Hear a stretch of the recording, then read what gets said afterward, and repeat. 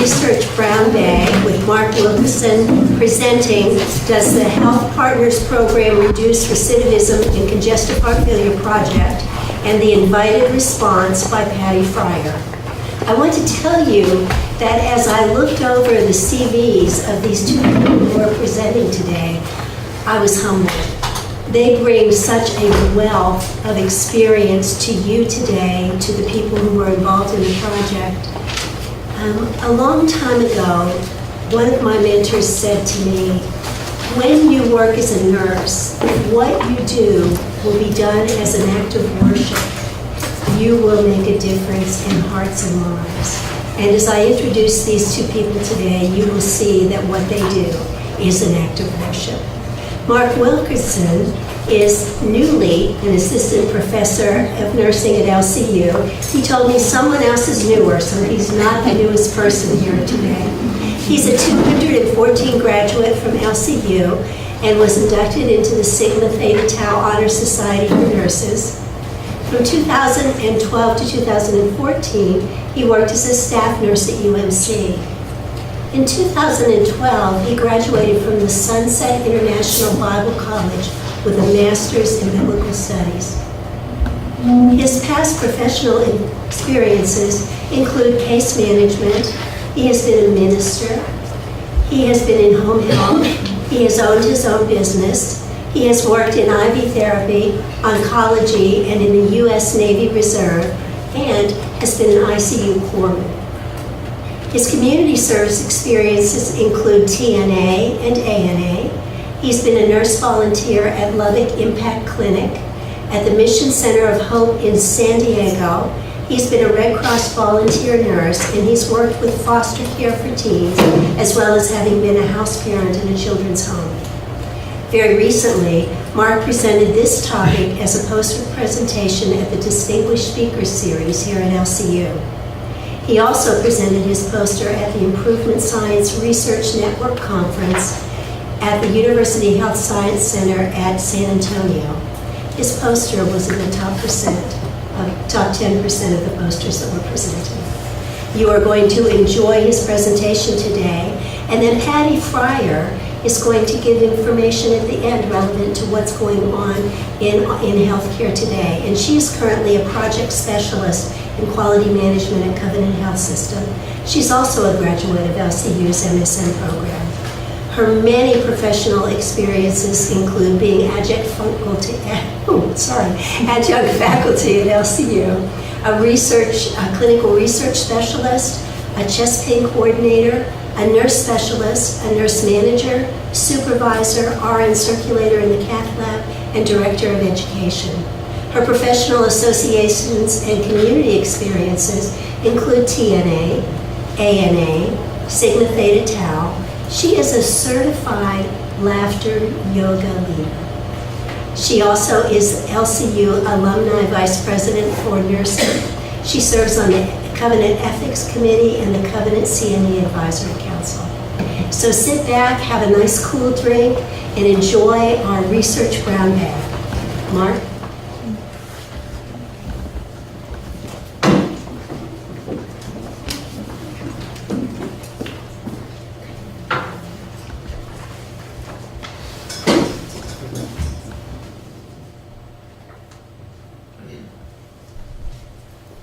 All right, this is new to me.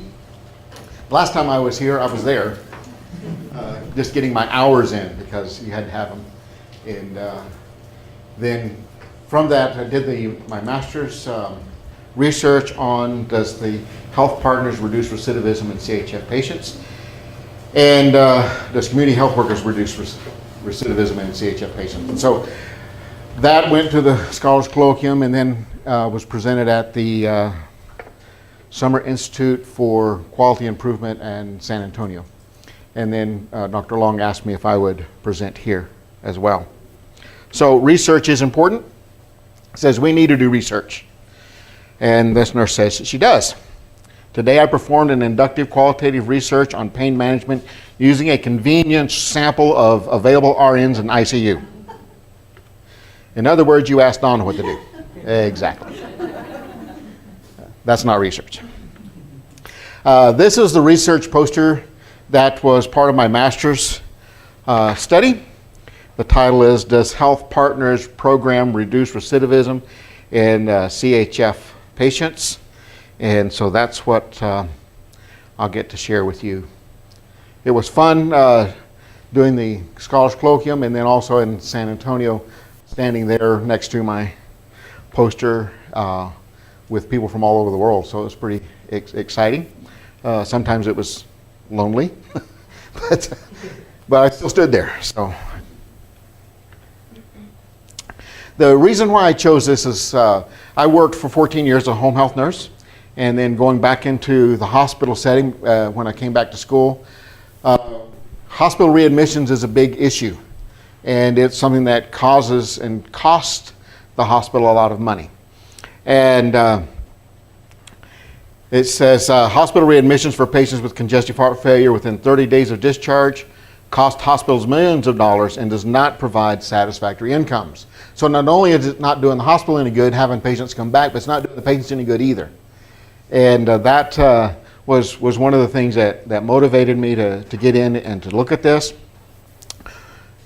And since patient outcomes is one of our major concerns, one of the things I got from the program in San Antonio was one of the speakers spoke, and I'll never forget what he said, because he said that what people want, we talk about good outcomes, he says what your patients want is not necessarily great health care. What they want is to spend more time with their grandkids. And he had a surgery where they amputated one of his legs. He said, okay, I could give them 5 stars on how well they did that job, but I don't want to come back for another one. And so part of the things that motivates me in research is it's great that we can find ways to save the hospital money, but more importantly, what's going to help people spend more time with their grandkids, because that's what they want. Congestive heart failure, 5 million people in the U.S. have congestive heart failure, and 1 million will be hospitalized this year. And it contributes to 250,000 deaths back in 2005, and I'm sure it's more now.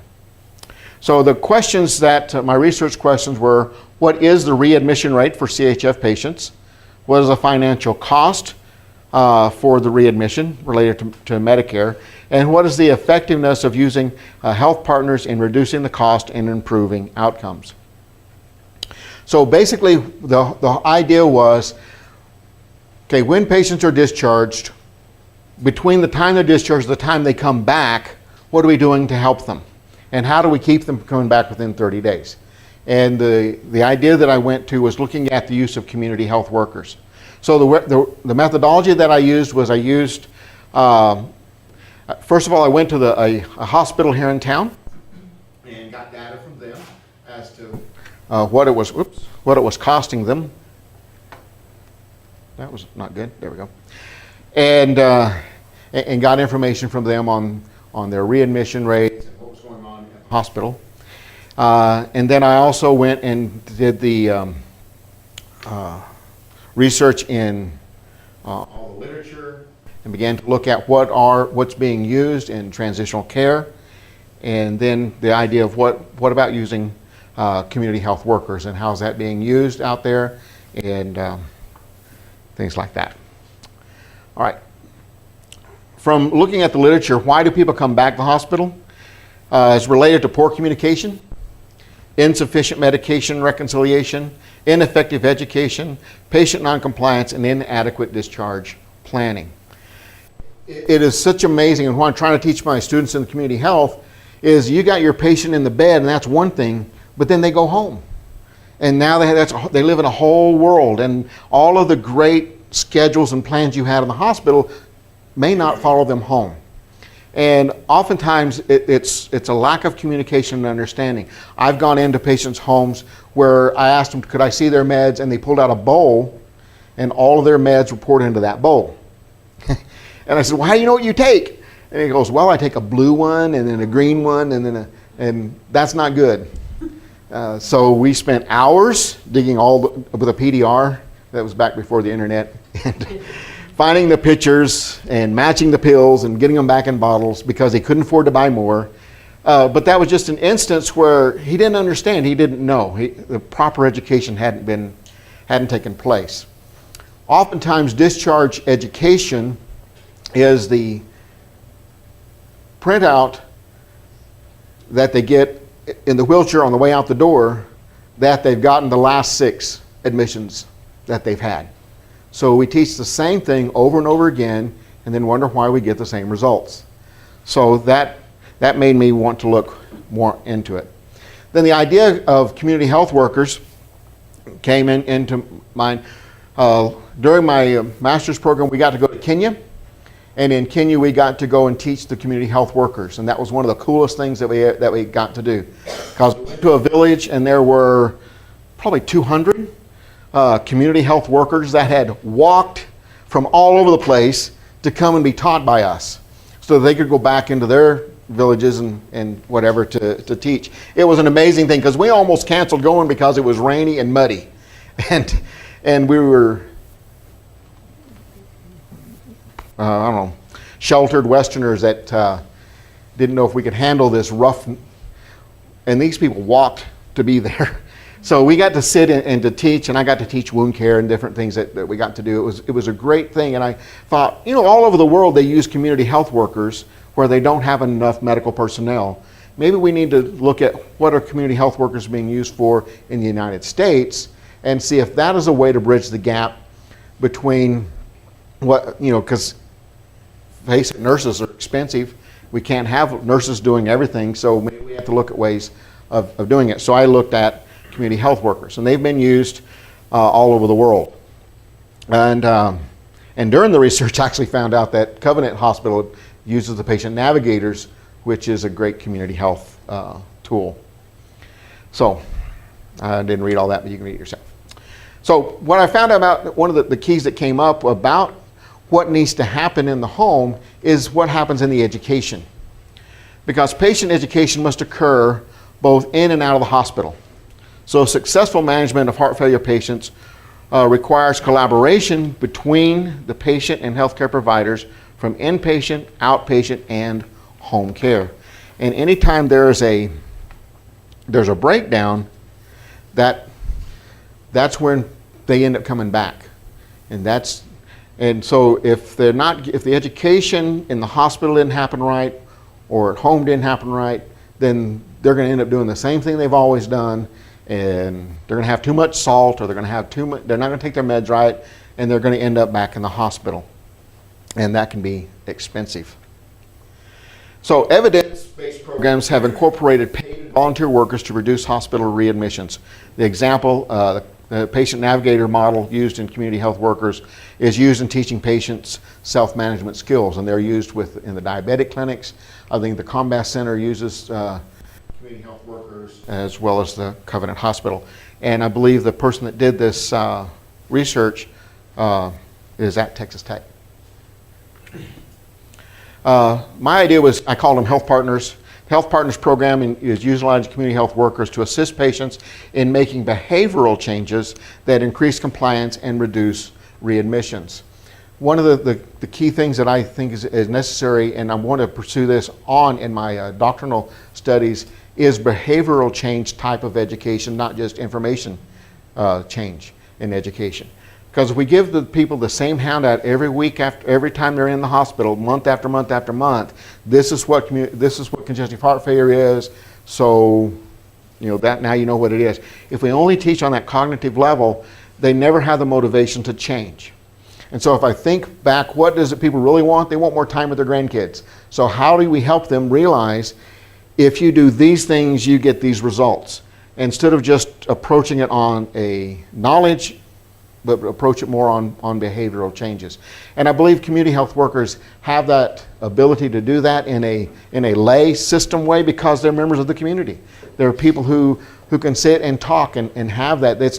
They're not rushed for time because they got to get another patient in the bed they just emptied, and they don't have that. They are able to sit down, have the conversation, and it doesn't always have to be medical. It can be talking about, well, you need more time with your grandkids. Maybe if you managed your diet, you wouldn't be in the hospital. Maybe let's look at your medications. They're there to do that. So that's the idea. So there came up to be 10 management keys. The transitional care nurse becomes the primary coordinator of care. And every hospital has the transition care department. And so in the program that I presented was that the transition care nurse then would be in charge of the community health workers. And so they're the hub of that. And they would use an evidence-based plan of care. There would be regular home visits. The literature says that people need to be visited within 72 hours of discharge in order for it to be effective. If they wait, it's longer. Some hospitals use a phone system, a phone callback. Even when I spoke with the UMC, where they said one of the problems with that particular program is that when they call, the caller ID number is the same number or the same prefix as the billing department. And so a lot of people won't answer their phone when they see that it's the hospital calling. So maybe they need to get a different prefix if they're going to do telephone. So and it doesn't. There's something different about a face-to-face visit than a telephone call. Telephone calls are cheaper. I understand. I know that, but that was one of the things that all of the evidence when the different articles that I read showed that somebody had to have face-to-face contact with them. Now they might use phone calls later on, but there was a face-to-face discussion with the patient after they made it back home, because everything changes when they get home. If you ask them in the hospital, do you understand? They always say yes. And then they go home and they don't know anything. But you have them call the hospital, they just left 30 minutes ago, and they're already calling the hospital because they don't understand something about their medication, or they didn't get a prescription, or were they really supposed to do something? You know, you're like, well, we just told you that 30 minutes ago. But now they're home and it's different. And so I really am an advocate for the need to have face-to-face. And then the continuity of care. One of the reasons why patients come back to the hospital is because they don't go to their doctor's appointments. And the community health worker is someone who can help them schedule and plan and coordinate and get to their visits. And that helps with the care. One of the concepts that I liked in the research was that it focuses on the patient. It's the patient's need. It's not the hospital need, it's not the nurse's need, but it's focusing on the patient's need. There's an engagement of the patient and the caregiver. It becomes a relationship, not just an appointment or an assignment. And because you have that connection, then you have early recognition or early identification and the ability to respond to risks. It's a multidisciplinary approach. You've got a lot of people involved, but everybody's being coordinated through the transition care. And then you have collaboration. One of the things that nurses need to remember is that they're the hub of all the thing that happens with a patient. When you're in the hospital, the physical therapist, the respiratory therapist, x-ray, everybody has to work through you, and you have to see that you're that collaborator. You're the one who puts everything together.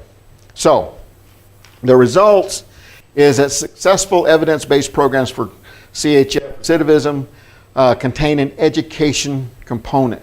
Patients have better outcomes when education is provided that supports lifestyle changes. Education must be more than disease information. Effective education should incorporate values in the effective domain. And the CHF workers, community health workers, have been used to enforce the lifestyle goals. So when I went through the research, that's the whole idea is we get people involved and help them all the way through. And teaching is major.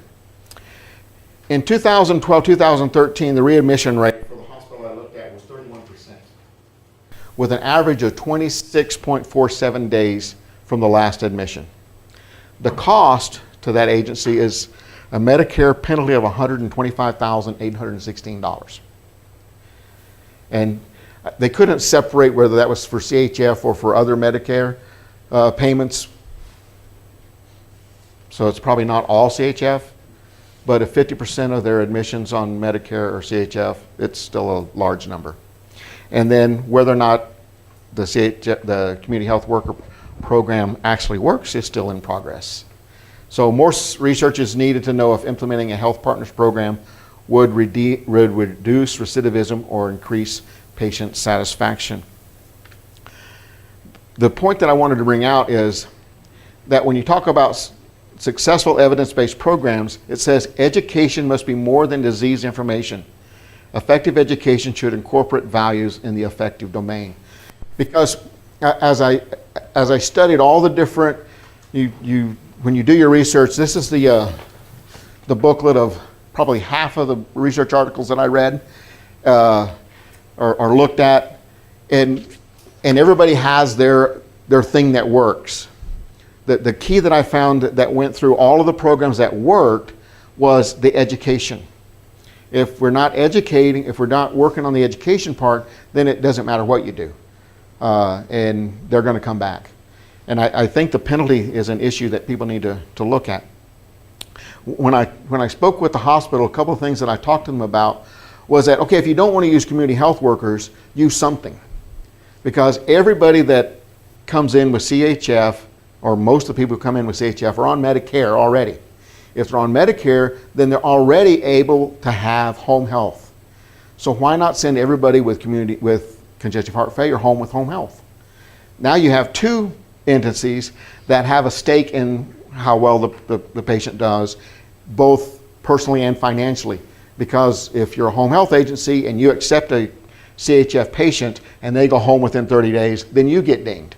If they go back to the hospital, then you get penalized for it. So I thought, why not combine, and then you have two people that the hospital doesn't want them to come back and the home health agency doesn't want them to go back. So maybe if we work together, we might be able to get that education factor in. That is the key to helping them the most.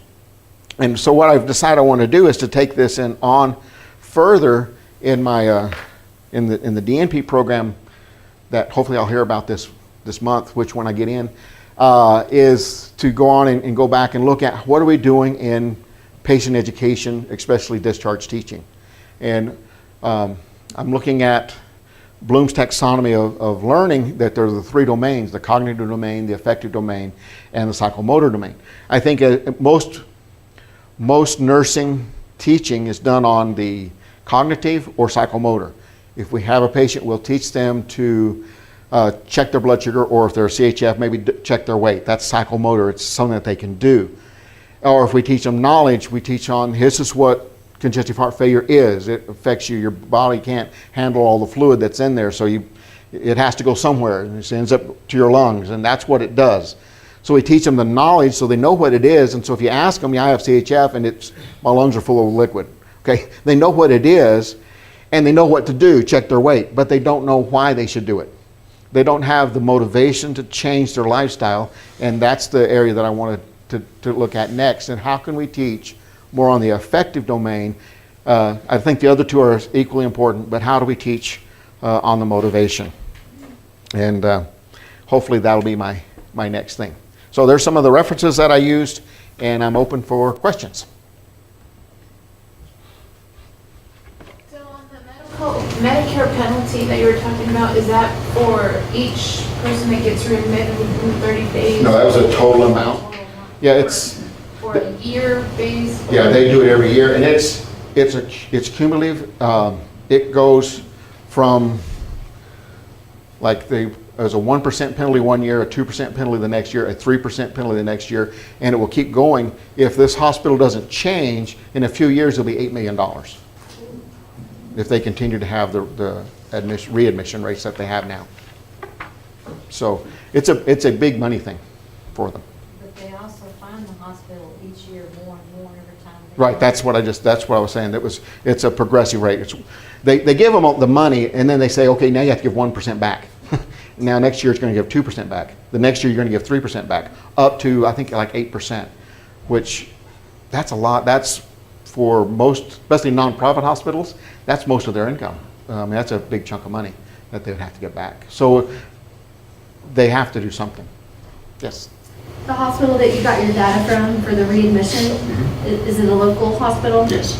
Did you maybe go to them and tell them about your idea? And I presented it a couple of times, feedback that they- and they said thank you. One person got real excited about it, said, oh, that's great, we ought to do something. And they sent me to the next person, and the next person said, okay, thanks. We have a great transition program here. And so it kind of fell flat. So I'm going to keep working at it, but I want to work at it where I can show, here's what, maybe on the education part, what are we teaching our patients, and help them with that area. We'll see what happens next time. This is a really interesting project, and I'm be excited to see what you learn. And I'd like to know, can you give the class an example of how you would teach a CHF patient or any patient tapping into the affective domain versus the cognitive? Well, I've just started this, looking at it, and I've read like 3 articles so far, and I'm reading a book on Bloom's taxonomies to make sure I even know what I'm talking about. But one of the things I would like to do is to present it where you have this journal and you're looking at my story, and I would title it CHF is not the end of my story, and then go through and work on what are the things that motivate you. You want more time with your grandkids. You want, these are things you want. One of the ideas I had was from the Special K commercial, the cereal. Their commercial is, what will you gain when you lose? So they're not focused on dieting, they're focused on the goal. And so if I think that if we could go in and teach people to focus on the goal, then the steps to get to the goal are not so burdensome, because nobody likes to diet. But if this is what I'm going to gain because I did my diet, then that's more the affective domain. Then that would be the direction that I want to go. So I would like to do that. CHF is not the end of my story. And I had two phrases. Prevention is worth a pound of cure. So what is the preventative steps? What are those things that we need to be doing? And then G.I. Joe says, knowing is half the battle. I like to quote important people. Knowing is half the battle. So what's the other half? If cognitive knowledge is half the battle, what's the other half? And I think the other half gets into the affective level. That's great, Mark. Thank you. Anything else? All right.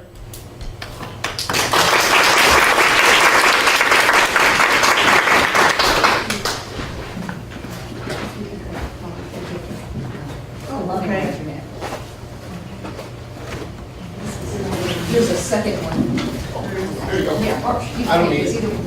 Okay. I don't want to be speaking to the whole place.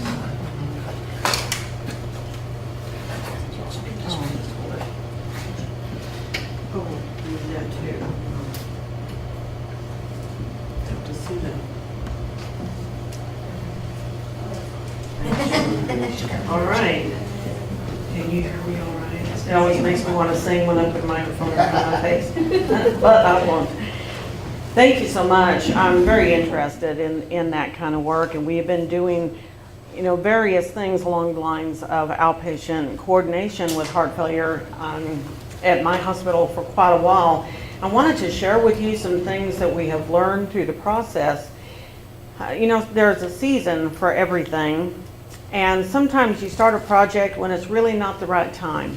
Not the right people are in place. There are certain political elements you got to work around, and you can't get administrative support, and it's just not the right time. And the beauty of this now is that it is the right time. Life is all about coordination of care now. And with healthcare reform and the Affordable Care Act, this is the time to do this kind of work. And so I'm very excited about that.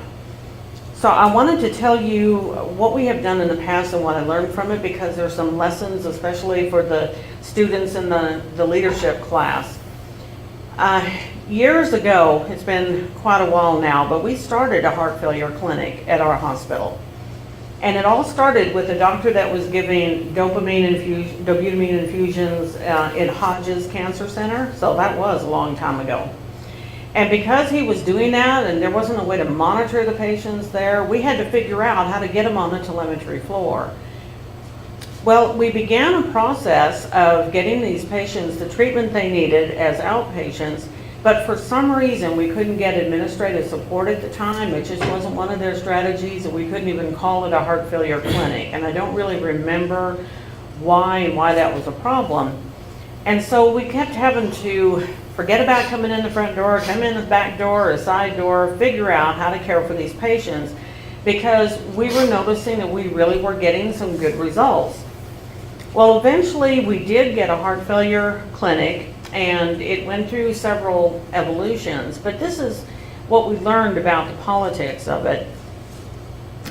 We never really had the administrative backing, so that meant whenever we had a consolidation and a layoff and we had to cut our costs, well, then that was a program that got cut. Okay. We never got the buy-in from the physicians, and they were always afraid that we were going to take their patients away, because we had a medical director and his nurse practitioner were running the clinic, and we weren't out to take other doctors' patients away, but they perceived that, and we were never able to make them comfortable with that. So we ended up with about 300 patients in the clinic, and probably 250 of them were with one doctor.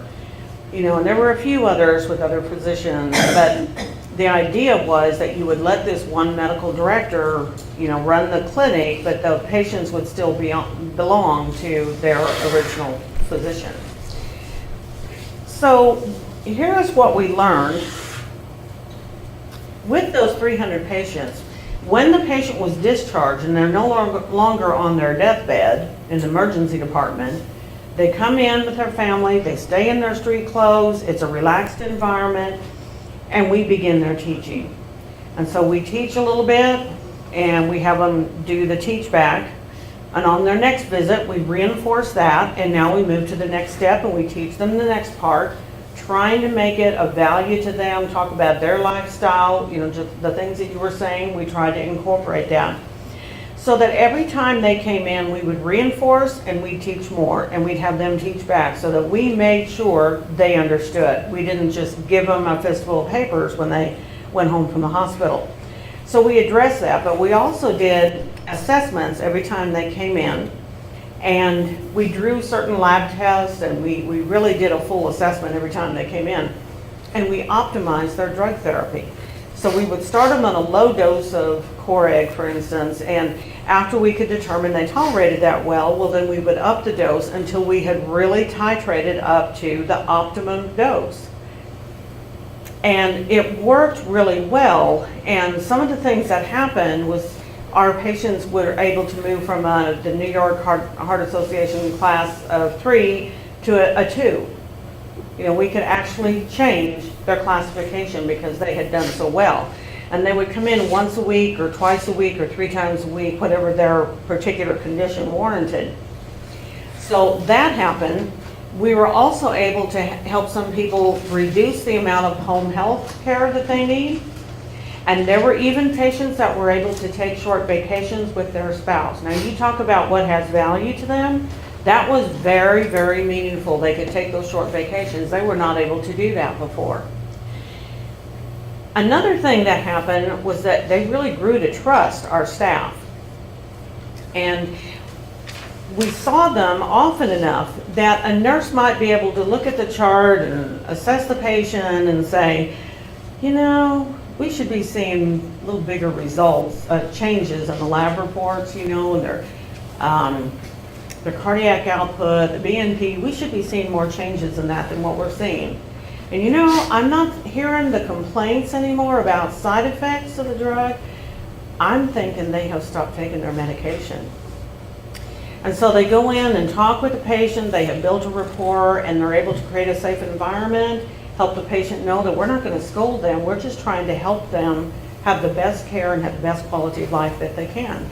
And so they're able to tell us, yes, the side effects were so bad, they stopped taking their medicine, and then we can start again with a new plan.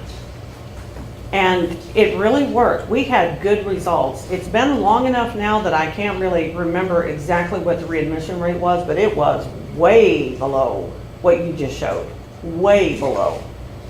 We were very, very successful, but the problem was, as successful as we were, it was a drop in the bucket. And there was really one doctor that championed the cause, and we never could get buy-in from all the rest of the cardiologists. And so, when you look at the results of the clinic compared to all the heart failure patients, it was a drop in the bucket. And so top level administration did not see that as a benefit. So it worked really well as a pilot, but we were never able to incorporate it. And so we have restructured more than once. Before we had the last layoff, we had somebody in quality management that was running the heart failure program, and she developed all these partnerships with home health. And she called those home health agencies every week, and they had to come in for meetings, and we held them accountable for the results they were getting, and if they had patients that weren't getting their optimal therapy, or if they were in a facility where they weren't, following the plan, we would follow up on all those patients. So everybody was holding everybody accountable for the standard of care. Now what has happened is with Covenant Health Partners, and you have DISRIPs where we have government funding to help coordinate care, and what we're doing now I think is working, and we're building the program, and it's all about this kind of care now. It's healthcare reform, it's the Affordable Care Act, the government is involved, and it is a priority. So now we're getting more administrative backing. Now another thing I want to say though about the right time and all this, you had good data, didn't you? You researched a lot of articles, and I looked in your references, and they're recent articles. And we would do these literature searches every now and then, and pretty much everybody was getting some kind of good results, even if all they did was make a phone call. And some of them would go all the way to having a nurse practitioner-led clinic, and that nurse practitioner could practice autonomously, and I am working in Austin for that.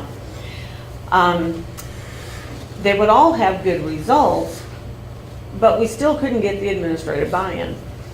And so you have the data, and you think, why aren't you doing this? This is what everybody's doing. We're supposed to be a center of excellence here. I don't understand. Here's the data. It's evidence-based. But what I found with this and with other projects that I have worked on is that, and if I have any students in here, do we have any students, Terry? Okay. It is often not enough to have the data. You have to have the power of persuasion. You have to be able to negotiate, talk to people, talk to somebody else, back off, come up with a new plan. You've got to have really good written and verbal communication skills to get things done. Because some people will look at the data, and if it's not one of their priorities, it doesn't go anywhere. So I see you nodding your head. You know exactly what I'm talking about. So when we try to teach y'all about your written skills and how well you can articulate your ideas and how you can influence people and you build relationships with people so that you have that trust, and then you can try to influence. One particular cardiologist I went to with a project that was a cardiac related project, he just blew me off. But you know what? They were 3 doctors short in their practice. One day they had to close their office. There were no doctors left to see patients because they were so spread out. They were exhausted. So do you think you wanted to hear me come along with a new project? I don't care how well supported it was with the data. They were in survival mode. So I think that that is just kind of another dimension. You need to have the data. You need to be prepared. You need to read the research and be involved in the research. But you also have to be able to persuade. So just a thought there. And then multimorbidity is, the newest and fastest growing diagnosis. And when you search the literature, there's not a lot of research that's out there yet on multimorbidity. But all of our treatment guidelines and protocols are designed to be disease specific. Is that what you found, Mark? Okay. And so we need to improve on that. But there's just not a lot of research out there. People are beginning to get concerned about that and paying attention, but it's going to take a little time to have some good hard research. And then finally, I want to say about the post-hospitalization syndrome. I might have mentioned that to some of you before, but this is kind of a new theory that has come out as well, and I just looked this up before I came today, and I'm beginning to see a few more things being posted that address this. And that is, when the patient comes back into the hospital in that 30 days, It's not always the same condition. In fact, a lot of times it's not the condition that they came in with in the first place. But when you are disrupting a circadian rhythm, you are having pain, you are sleep deprived, you have drug effects, and you are making major life decisions. You're signing all these legal documents, you know, those informed consents are enough to scare anybody. And because of all that you have experienced in the hospital, you go home in this really vulnerable state. And so are there things that we could do in the hospital to protect the patients from that? Which is one reason I'm working with Dr. Patty at Texas Tech, you know, on healthcare design. Is there something we can do with their environment that will promote sleep and rest and all that sort of thing? So it's an interesting concept, but it really is along the lines of what you were saying. They go home and all of a sudden they really don't know what they're supposed to do. Or we send people home after bypass surgery and, you know, we tell them a controlled fat diet, but do we really prepare them for the fact that they're not going to have an appetite for about a month? So how can we assure that they get good nutrition? You know, there are a lot of things about that. So anyway, I just wanted to add that dimension about how, you know, there's a right time and place for everything, and sometimes you have to be patient and persistent, but you do have to have the power of persuasion. Sometimes the data is not enough. All right. Do you have any questions? Or did you already know all that? All right. Thank you.